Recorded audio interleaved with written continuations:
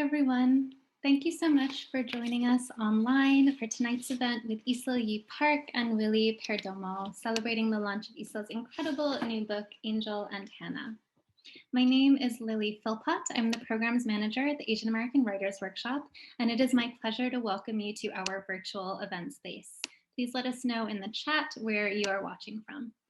For those of you who are new to the AAWW, we are a nonprofit organization dedicated to uplifting Asian diasporic literature and storytelling.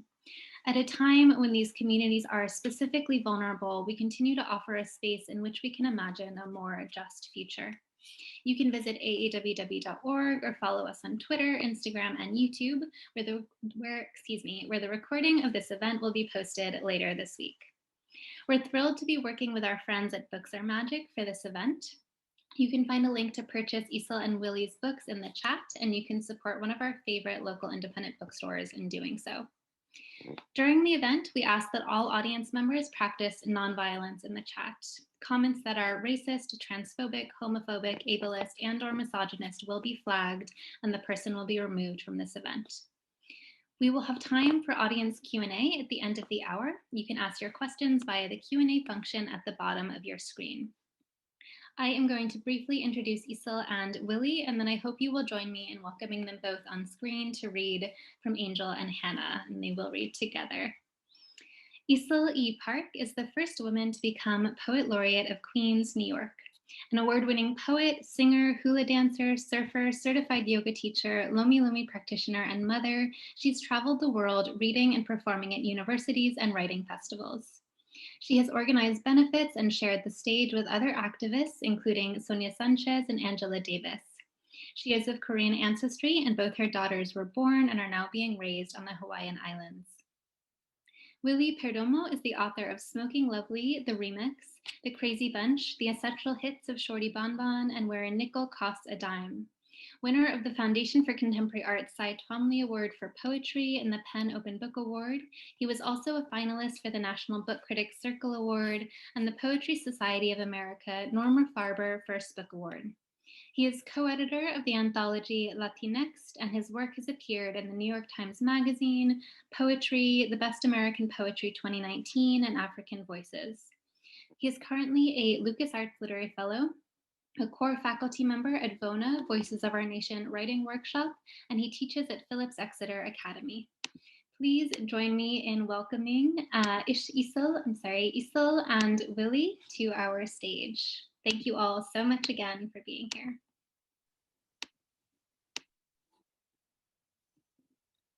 Aloha. Hello.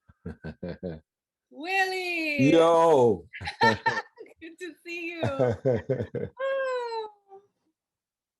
Hold on. Thank you so much for joining us, everybody from around the world. I feel so blessed and grateful to be here with you. So thank you for taking the time out of your days and spending some good time talk storying with us.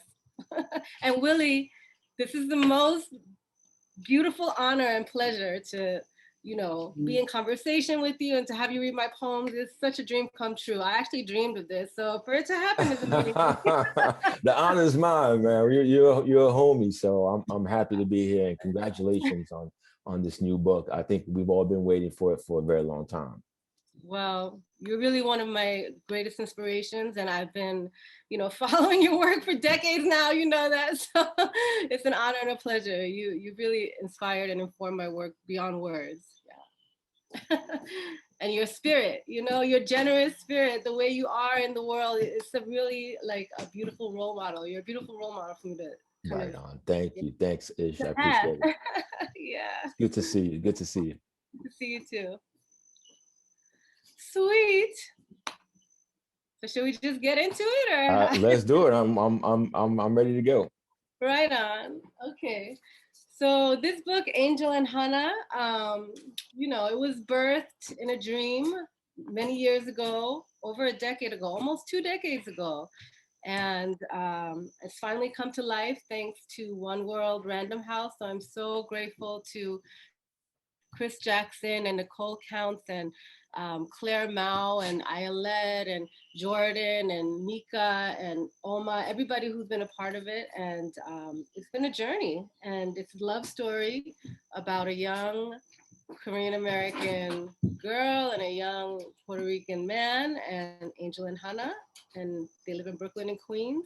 And we're just gonna read a couple poems from it, and we'll go back and forth, me and Willie, which I'm so blessed and grateful.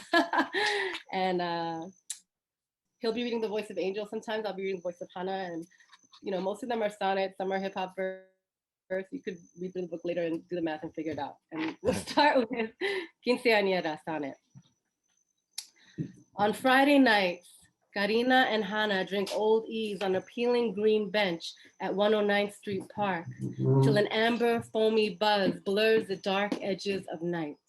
They watch boys shoot hoops like lean, heartless seraphim, then test chain-linked swings, Nike soles pointed towards heaven, towards star-shaped leaves.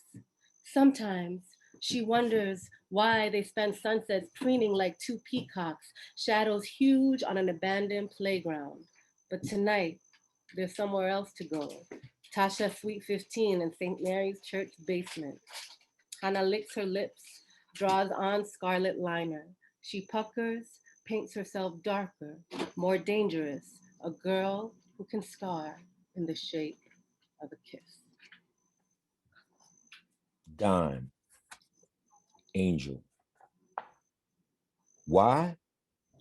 Because she one of those good girls, straight A's in class, but wild inside, can down a 40 like a man.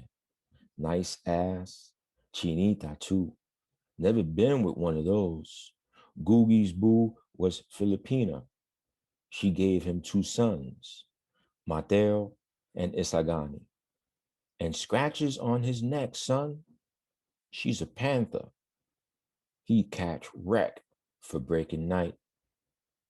He hit her. But that old drama is not for me.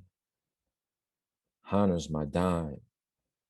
Small, pure, shining. She. Eden. With you, I'm not a girl with small duties, file cuticles, carry groceries. With you, I unfurl like Eve. I can kill or heal with my mouth and hands, turn a bed into a lightning-filled tent, steal deep inside your skin, balloon stars inside till you smell like me. I burn like you, kin to our blood's desire to flee from Eden. Paradise. Angel. It's no use. Never good enough. Never smart enough. No matter what I do. She'll never keep a baby of mine. All my boys, Sita, Googie, Craze, Flex, Benny, all of them got sons. Only me left behind. With this college girl and her mouth, blah, blah, blah, and her hard little fists. She knows I won't smack her back. So I bounce out to paradise on Wilson and Star, where Joey waits with a wet kiss. We split a gram, take two long hits till stars inside the room get dizzy and spin. My heart's punched out. It beats triple time. A black punching bag knocked into a blur. I drink 6 Coronas as she licks my neck. My dick is stiff as a soldier. It tents my Guess jeans. But my lips, my hands, my soul, all the rest of me is soft, dead, limp.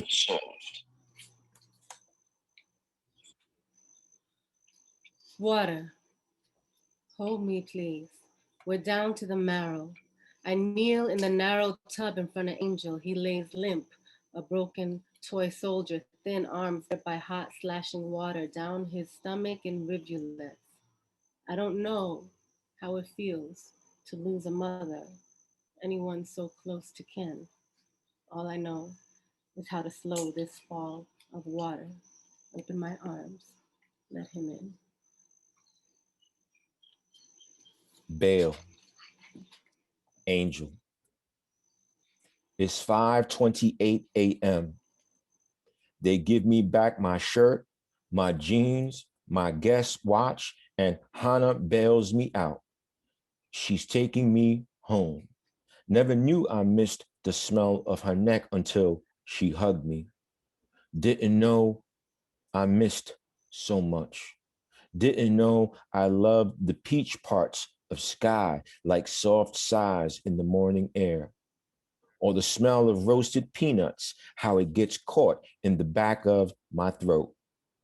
Didn't know I loved windows giving back a mirror when lit with more sky in every eye.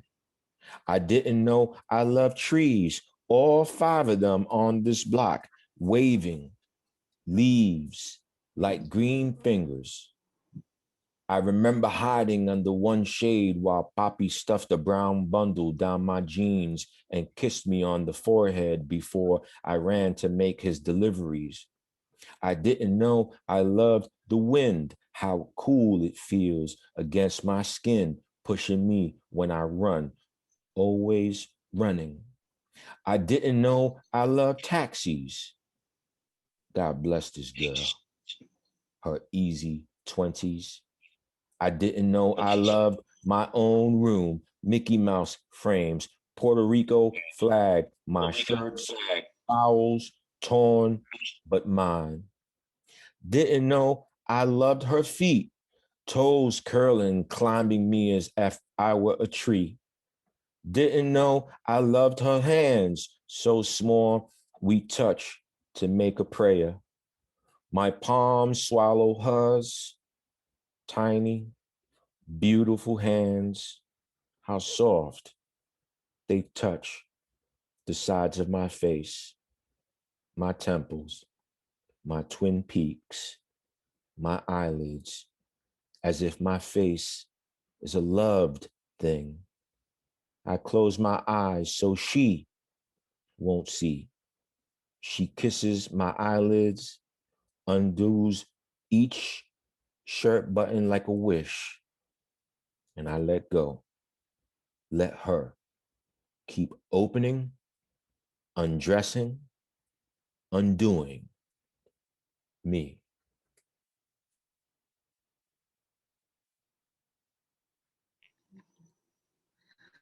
Gold hoops.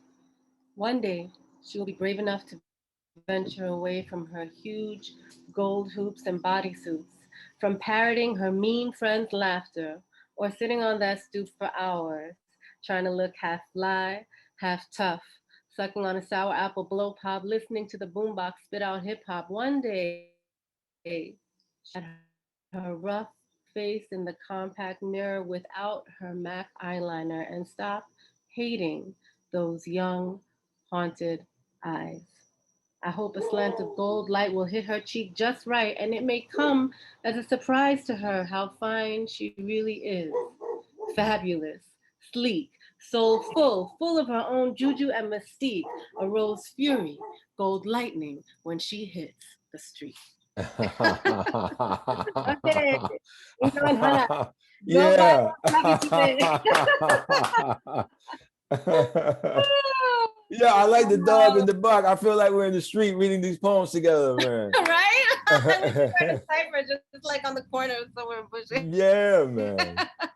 Wow, wow. It's, you know, how the impact of the poems, even when you read them aloud and when you read them silently, you know, it's almost the same for me, you know. And so I'm ready to get into this conversation because there's a lot I want to know right now, and I'm sure a lot of your readers might want to know Yeah. as well. So the first thing I want to talk about is that the book it reads like a meditation on love. It reads like a meditation on forbidden love, enchanted love, You have echoes of Romeo and Juliet in there. We have New York City as a character. We have like Korean nuances, cultural nuances, and aesthetics playing. We have salsa music in the background. So all these things are sort of coming together. The book took about 10 years to write. And I want to know what it's like to think about love for like 10 years straight while you're working on a book, basically, and what went into sort of constructing the book. Like how did your feelings about love change while you were writing the book? You know, it's been such a interesting and beautiful and long journey unexpectedly, but it took, oh, this book is based on love.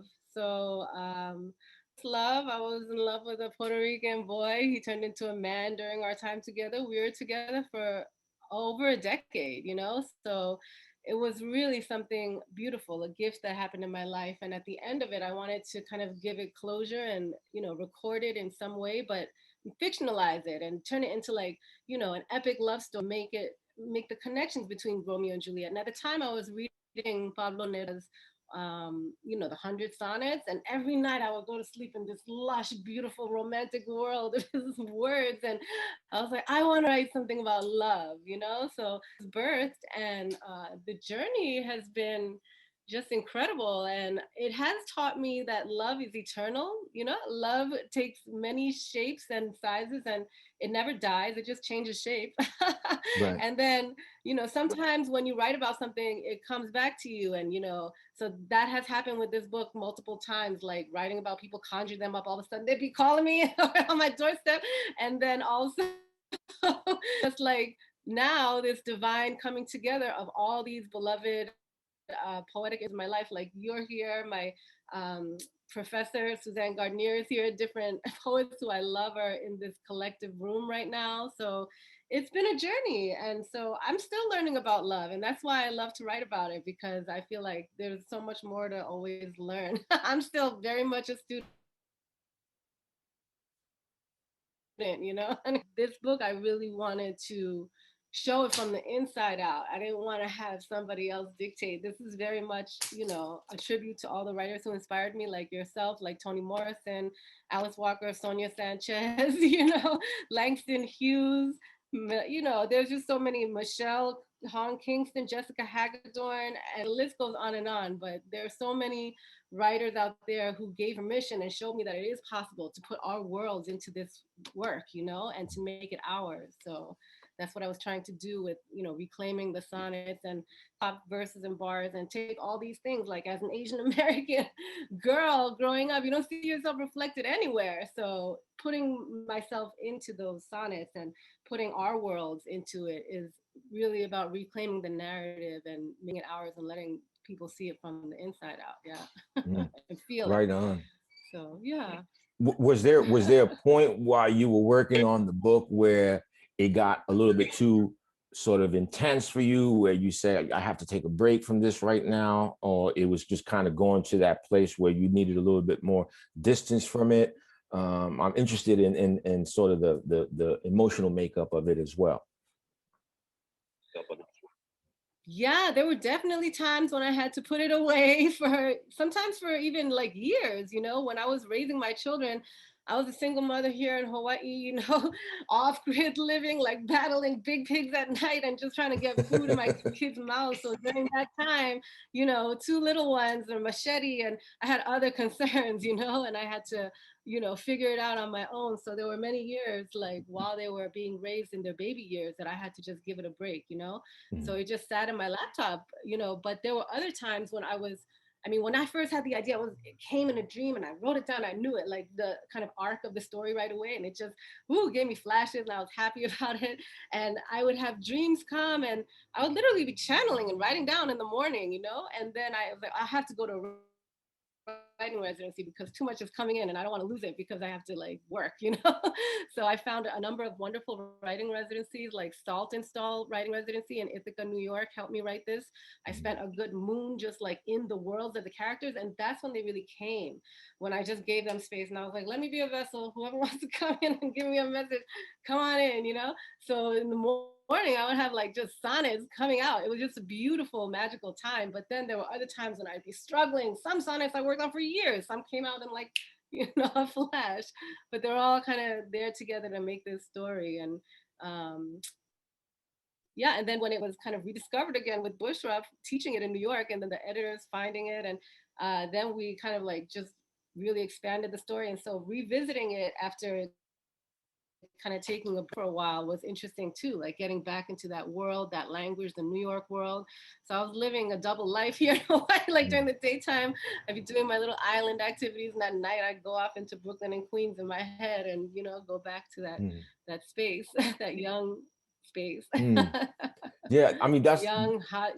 I mean, that's good to hear, right? Like I think writers need to understand the patience, I think, and the love it takes to actually write a book, especially if you're sort of putting pieces together. You mentioned something about the book sort of coming to you in a dream, and Toni Morrison has this quote where she says, language, at least the language that we dream in, is a sort of home.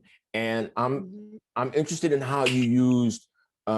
So there were poems that had sort of a vernacular touch to it, right? And there were other poems that seemed formal. There's a narrator that seems to be omniscient as well. I think in poems like Pure and Leaf, where we sort of get a running commentary on what's happening inside the book. So how did you navigate going from one register to another, from vernacular to a sort of formalized language that fit the sonnet, and sort of capture the voices of the characters in this book? Yeah, it was really challenging. And the way that I kind of did it was just one sonnet at a time, so I wouldn't try to think about like the whole arc. I would just be like, what needs to be told? What story is coming to me? Let me just focus on that, and then what voice is it in? So does this want to be told in an omniscient voice, or does this want to be close and intimate? So I would just kind of listen and get the message of what it was. And a lot of it is, I did have training in poetry from high school and from my first teacher, Suzanne Garnier, who made me fall in love with the sonnet. And I love playing with the rhythm and rhyme, but then part of it is just channeling. You got to be honest about that, right? So it's a combination of both prayer, channeling, and then the study and the craft of it that you learned in school. And then just looking at other people whose poems you love and other sonnets. I really read like a crazy amount of sonnets when I was getting into this research. So not just Shakespeare, Elizabeth Barrett Brown, and all the regulars, but I'm all these obscure people, and Rita Dove, and she's not obscure, but like there's this one Portuguese sailor who got marooned on an island, and he wrote sonnets before he died. I just found so many fantastic stories, and I got immersed in this. I was thinking in sonnets, dreaming in sonnets, and reading everybody's sonnets that I could. So it was wonderful to kind of be connected to this world of nerdy poets throughout space and time with this project. And kind of on a tangent from that, I saw that you're writing haiku. Yeah. Willie? Yeah, I just finished the whole book. So I saw I read your beautiful haiku. Oh my God. So that made me feel so good. I love them, first of all. They're just like beautiful nuggets of truth during this crazy time. And I also wrote haiku when I lived in Haiku Maui. I wrote some high, but in Haiku Maui. So I'm gonna trade the book one day. I see them. I like them. I see them as like little meditations, and was there a single image or line that came to you in the dream where it just sort of broke the door wide open and be like, all right, I need to walk into this house right now and I'm ready? Well, I was trying to figure out a way to enter the story, and I didn't know how. I was like, this is where am I coming in from? So to be honest, all props and respects due to the incredible and the wonderful Miss Toni Morrison, rest in peace and power, So my favorite book of hers is Jazz, and you know how it enters when it kind of enters with that like whisper, So my first line is a tribute to her, because is just like the same thing in my language. It's like, "Psst, Ilua, ven acá." So I'm asking you to come in to the story so I could tell it to you in that really intimate kind of voice. So I was like, okay, that's the way I'm gonna get into it, you know? So that's how like I was like, all right, so now we're in. Where do we want to go? Who wants to talk? And then people would kind of come in, like the grandmother all of a sudden on the Hannah side was like had to say something, and I was like, oh Lord. And then like, you know, and right before the book ended, you know, this whole parade of like the fabulous gay people of Bushwick came in and was like, "You're not leaving us out." And I was like, okay, I'm sorry. How could I dare forget? You know, like you're such an integral part of it in a way. So I had to put them in, you know, and so yeah, it was a real beautiful journey. And it was a journey, it's a tribute to all the people who I've known and loved in my years in Brooklyn and Queens growing up as a young girl. And I just wanted our lives to be recorded as well, you know, and for people to have a reflection. When I was young, I didn't, even though I really enjoyed these classical poems and everything, I studied Western literature. That was the focus in my high school, but I didn't see my stories or anything Yeah. resembling mine. And actually, your book, where Nickel Cost a Dime, I got it at Sarah Lawrence College. I remember I just was like, this is a perfect book of poetry. I loved it. I slept with it by my bedside and I was just reading through it with the language. And I was like, here we are. We're here. Thank God. He's like, he represented so beautifully. Like he just turned it into art and magic and put it into a beautiful book. And so your book is one of the first examples for me of, wow, this is possible. You could turn the beauty of our live life and the magic and the music of it and put it into something like this, you know? So thank you for that, I have to say. Thank you. Thank So, you. I'm glad that you mentioned Toni Morrison jazz, because I heard that, rest in peace, Toni Morrison, that jazz, I think, was her favorite book. So I think that's oh, I yeah. think, yeah, that's, this is what I hear. So I think you know, she might be happy to hear that on the other side. You mentioned the sonnets and sort of studying sonnets and how they became almost part of your bloodstream, as it were, right? They just kind of, you were just taking them in and dreaming with them and talking with them. And now we're talking about, you know, in poetry, there's a lot of innovation happening, right? So you have poets sort of making up forms as you go. You have Alpha Michael Weaver's The Bop, or you have Jericho Brown recently with a duplex. And we're looking at hip hop sonnets right now, right? Inside of this your new book, this novel in verse. And I'm hoping that you could talk more about, you know, the aesthetics behind a hip hop sonnet. Yeah, sure. So basically, you know, the book is made up of, for all the poetry nerds out there, is made up of, you know, hip hop bars, is made up of Petrarchan and Elizabethan and Spenserian sonnets, and then free verse, right? So you could figure out which is which by just kind of going through. And for the hip hop part, like, you know, I grew up in Queens and I listened to hip hop since I was like 12 years old and I love it. So, you know, the book was definitely influenced by Mos Def, by Nas, by Biggie, by Mary J. Blige. All the different artists that I grew up like loving are definitely like, I feel like it's a tribute to them as well. So what I'm doing in poetry is just kind of, I feel like playing with form. And there were many times where I wanted to break out of the form. So I did, like even in the writing of the book, none of them are, well, some of them are like perfect with the iambic pentameter, everything perfect, but it's fun to play in and out of it. So it doesn't restrain you, you know? And so I wanted to give myself permission to play with it. And one of my favorite teachers actually in NYU, his name was Kamal Braithwaite, and Mm-hmm. he was a professor of Caribbean literature, and he such a brilliant man, and like I love the way he thought of things in a very different way than what I was conventionally taught, and he wasn't afraid to kind of teach us his wonderful ways, his views. And like he thought islands have like a circular mentality and like other lands are more missile shaped, you know. And I was like, wow, that's so, I feel that, I resonate with that. But anyway, one of the things that he really put in my head, we were studying Shakespeare's you know, Prospero and Caliban, The Tempest. And Caliban is like this side character in the book who's like a slave, but his language is really beautiful. Mm-hmm. And it was like, you know, Shakespeare's way of kind of including us in the, where the, you know, people of color in his narrative back then. And but it was just like I was thinking, what if Caliban just took over the whole story? How beautiful it would sound.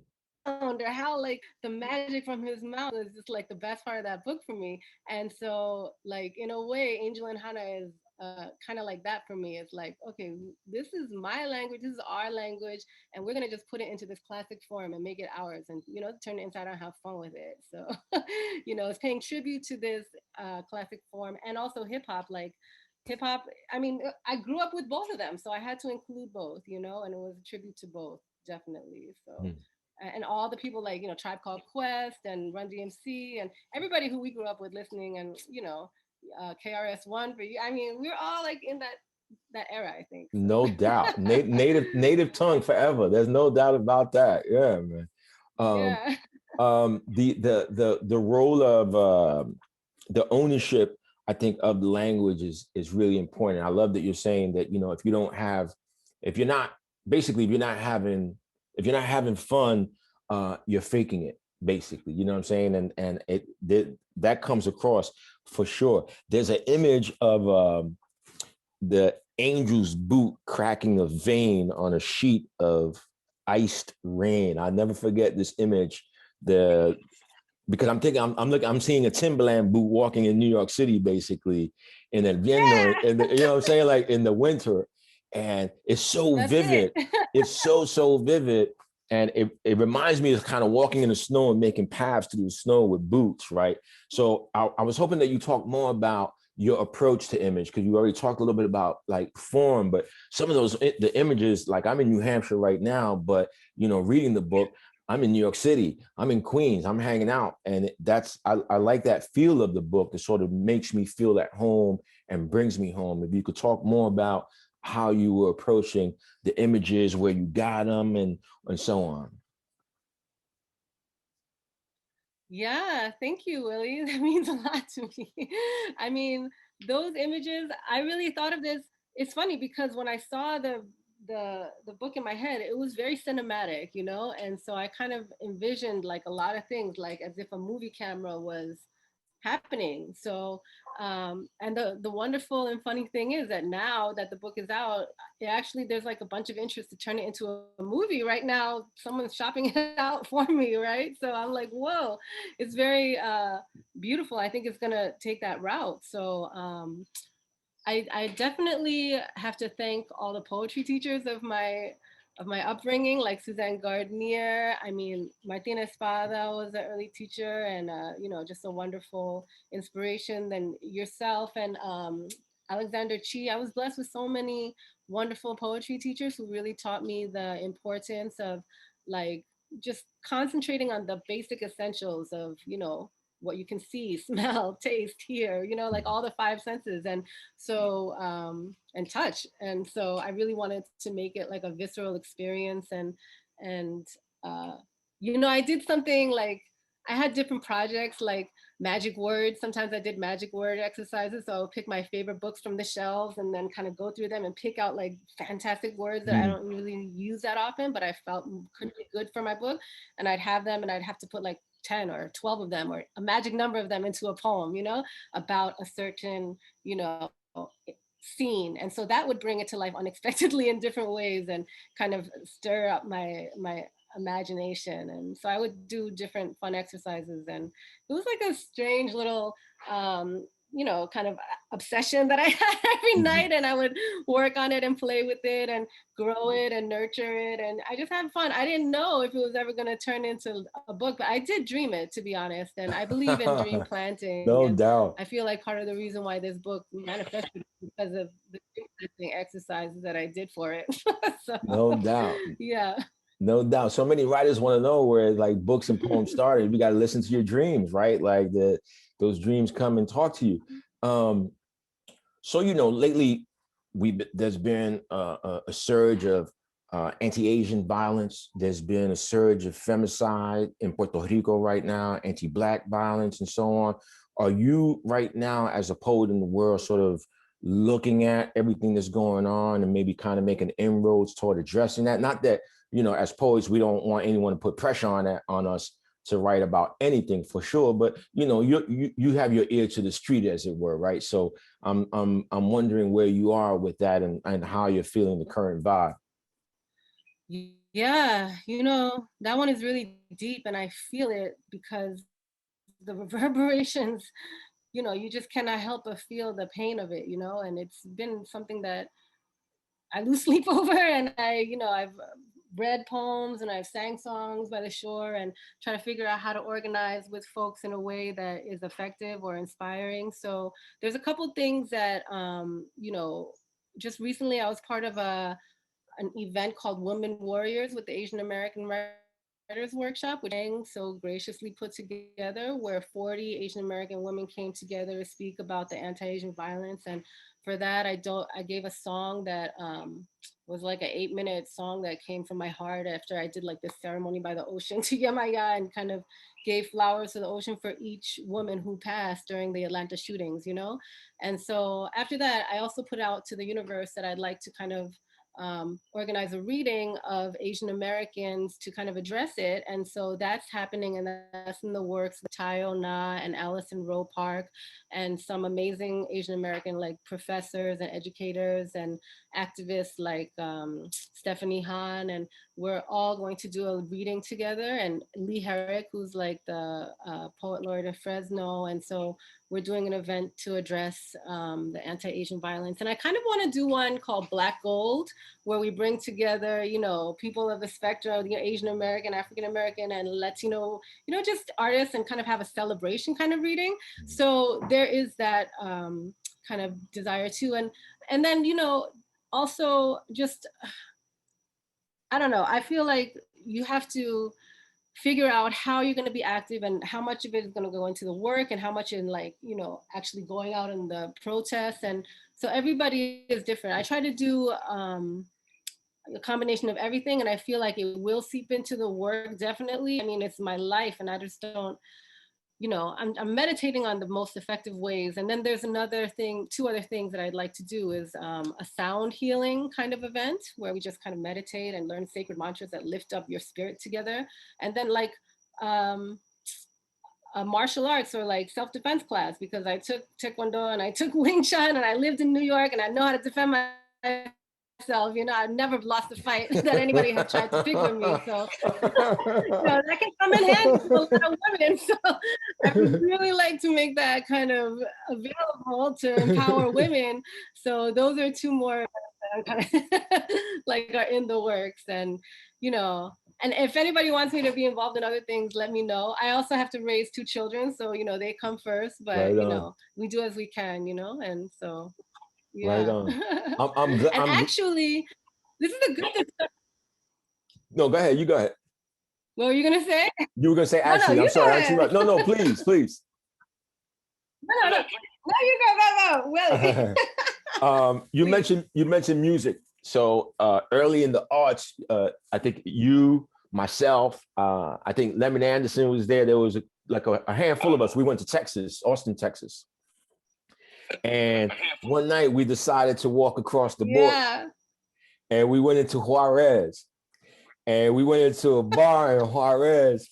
And you grabbed some dude's guitar and you sat down and you started playing the guitar in this bar in Juarez and closed it down. I'll never forget this moment in my life. I mean, we walked across the border and you took over this bar with the guitar, and everybody was like, what is going on right now? So talk to me about music and where you are with that, because I know music has always been a big, big part of your life and your process, your heart, your soul. But I just want to know, I remember that moment, and when's the next time I'm going to see you play guitar in a bar again? Oh my goodness, come to Hawaii. I will play for you. I will serenade you and your family. It will be so much fun. I'm really trying to get all the poets and my friends to come here. I'm not even kidding about this, so we could create an eco community of crazy, beautiful artists and poets. But yeah, music has always been my saving grace. And like, poetry is wonderful because you get to the deep stuff and you get to the pain and the hurt and you can heal it through words. But for me, music is just like uplifts and takes you to another realm, and so it's like lighter in a way, and more fun and like more joyful. So I love to do it just for my own health and sanity. And thank goodness, I mean, I don't know. We play it every day. I play with my kids, but I'm really blessed and grateful that this year, actually, last year when I thought the world was gonna end, I released 3 albums on 420, you know, and Right on. just because I was like, hey, here are my gifts, just in case we don't make it, like. So I released those albums, and then they actually became finalists for the Nahoku Hano Hano Awards here in Hawaii, which is kind of like the Hawaiian Grammys. It's like a big deal Oh, over right here. on. So Congrats. one of Yeah. them is an instrumental album. Yeah, thank you. It's called Sweet Gold. And basically, it's like what my soul sounds like when there's no words. I wanted to, because so much of my life and my career has been built on words, I wanted to be like, well, yo, if I just shut up and let the music talk, what would my soul sound like? So that's Mm. kind of what this album was. And so that's a finalist right now for the Nahoku Hano Hano Awards for Instrumental Album of the Year. And I'm just like, wow, I feel so blessed because this is literally garage band that I learned at home, it's homeschooling myself at night, and, no one to teach me and just trying to figure out my sound and stuff. So right now, actually, I'm doing a fundraiser. So if anybody has a little extra kala to bless, like it's just to rebuild my home studio, which was lost in the lava because I love to record. Like right now, I'm playing, but I don't have a recording instrument. Like I need a new laptop because this one is filled to the brim and, my old songs. And so if you want to bless it, I'll put the link in, and that'll just help us record more. And there's a reggae band here, or a bunch of amazing roots reggae musicians who are brothers who play at Conscious Rhythms. And every Friday we go because my daughters get lessons from the boys, and then later we jam the adults. And it's my first time playing with a whole band of Kanes and just like Wahines, and we're like, it's like 7, 8 of us sometimes, and we just play roots reggae music. It's beautiful, and just the vibe there naturally is so nice. So I just want to record it, and I feel like we will make a great reggae album. So that's in the works too. So I'm looking forward to that. Just because it's already happening, all I have to do is like hit play, and so you could see like the kind of alchemy that happens when all these souls come together. It's really Mm. beautiful because as a poet, I'm always like a hermit. I'm alone in my little writing cave or my writing world. Or I love to have my periods alone, but it's beautiful to make music with a collective. And I feel like I'm growing and evolving to the place where I can do that now. Before, I would only just play to the trees and to the beach. And, because for a long time, I played live in my 20s for like around the world, like 100, 200, 300 shows a year. It was like too much almost. So I think that's partly why I ran away and came to Hawaii and was like, I need to just be by the ocean and be away from people. So yeah, it's been interesting. Well, I'm glad you mentioned this journey, and I really hope, first of all, again, congratulations, welcome back. I hope it's not another 15 years before I see you again. And but I know that you've been on a journey, and I really, really hope that this next book that you write, whether it's going to be poetry or even a memoir about this journey, because you were at a certain point in your poet life before you decided to go in another direction. And what you learned over the duration, I really, really hope that you write about it, and tell us the story of what happened over those years, because I'm looking forward to that. Oh, God bless. Thank you, Willie. Of course, right on. Thank you for having me. Yeah. Thank you both so much. I am back quickly just to ask some questions that have come in from the audience. Again, if you have questions for Isla or for Willie as well, please add them in the Q&A function. I have a few here. The first one, and this may be a hard one to answer, but an audience member is asking, do you have a favorite character between the two characters in your book, between Angel and Hannah? Oh no, I'm like a mommy. I can't make favorites. I have to love them both equally. Are there autographed copies available? Yes, if you want. I have 25 copies. If you want an autographed copy, just PM me or DM me, whatever, and I'll be happy to send you one. Yes, I was going to ask you that too. Thank you for catching that.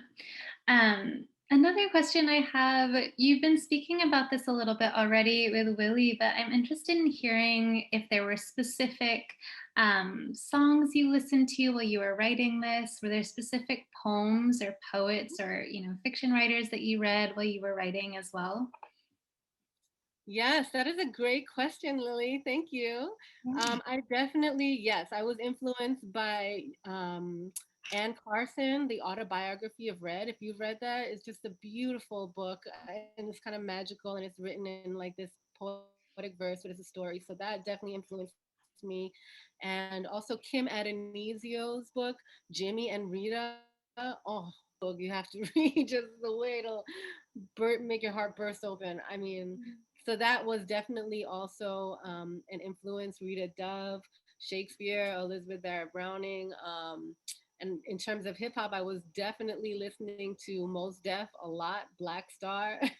I would even, and Nas. So I kind of like studied their lines. I mean, I would read and analyze and kind of, I taught them as well for different classes in different schools in New York. So um, definitely huge influences.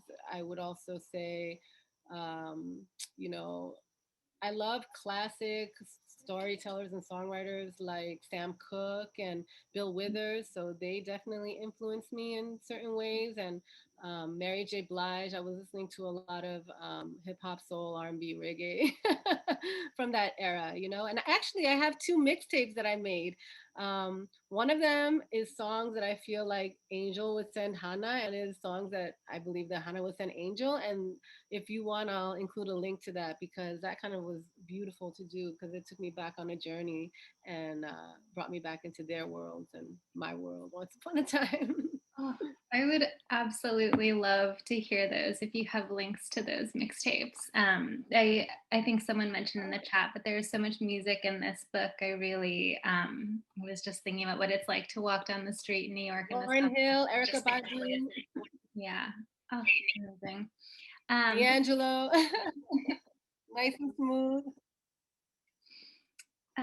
just a couple of other quick questions that we've got.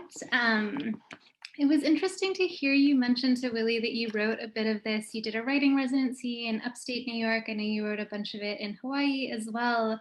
I'm curious, what was it like to write about New York from outside of New York City? Did you have to leave the city, do you feel, to write about it? Yeah, I think that there definitely needed to be some time and space from the actual events and then fictionalizing everything and kind of taking a step out of New York really helps you appreciate it. In a way, like kind of you get that nostalgic feel and you remember all those things you loved about it. So um, it was a beautiful journey because I was here in Hawaii and I'd be like on a beautiful sand beach, but in my heart and soul, I'd be teleporting to to Brooklyn and Queens, of once upon a time. And so yeah, writing is an act of music and magic, and you're casting spells and you're transporting not only yourself but your readers to another world. So you have to kind of go there yourself. So that's been interesting. I feel for my children sometimes because I'm sometimes half in this world and half in another. So I like to do it when they go to sleep. So that's my most creative writing times actually, and I'm finally and realizing that that's okay. Everybody has different circadian rhythms, and this is mine. This has been mine, and that's where I can find the peace and the quiet and the calm and the time to dive into another world when I don't have to be so present for like little mouths and little little people who need huggies and stuff like this. Amazing. I actually think that may be all of the questions that we have from the audience. So I want to take a moment. It's happening in the chat already, but I just want to echo that this has been so wonderful. This book is so special. Thank you, Isla. Thank you, Willie, for joining us. Thank you, everyone who joined us online as well. Just super quick from the workshop, we have another event tomorrow night. We're celebrating Larissa Pham's new nonfiction book, Pop Song with R.O. Kwan. Tickets are still available. You can RSVP on our website. I want to super quickly thank our captioner, Gina, for making this event accessible tonight. This event was recorded. It will be on YouTube by the end of the week. So if you want to share the link with friends, family, colleagues, you want to revisit any of the conversation or the recommendations, the book and music recommendations that came up as well, that will be on our YouTube channel. And yeah, I think we're going to keep the Zoom open just for another few minutes if people want to hang out and connect in the chat. Otherwise, we are so grateful for your all taking the time with us. I know we're all on screen so much. So thank you so much for joining us this evening. Thank you, Willie, for such incredible questions, for joining us for the reading. And thank you, Isle, as well, for this incredible book, for joining us too. Very grateful to both of you. Right on. Thank you. Thank you so much. Thank you so much. Thank you, Willie. Thank you, Lily. Thank you, everybody, for joining. God bless you. I'm so grateful. And, you know, I hope you enjoy the book. Pick it up. I think it'll be a really good read, summer read for you, and spring read. Aloha. Mwah. Thank you all so much. Yeah, Ish, send me your address. I will. And you send me yours, too. Yeah, yes. Email it to me. Okay. God bless you. Thank you so much for doing this. I'm so grateful. God bless. Thank you. Congrats. Peace. It's such an honor and a pleasure. Have a good night. Thank you.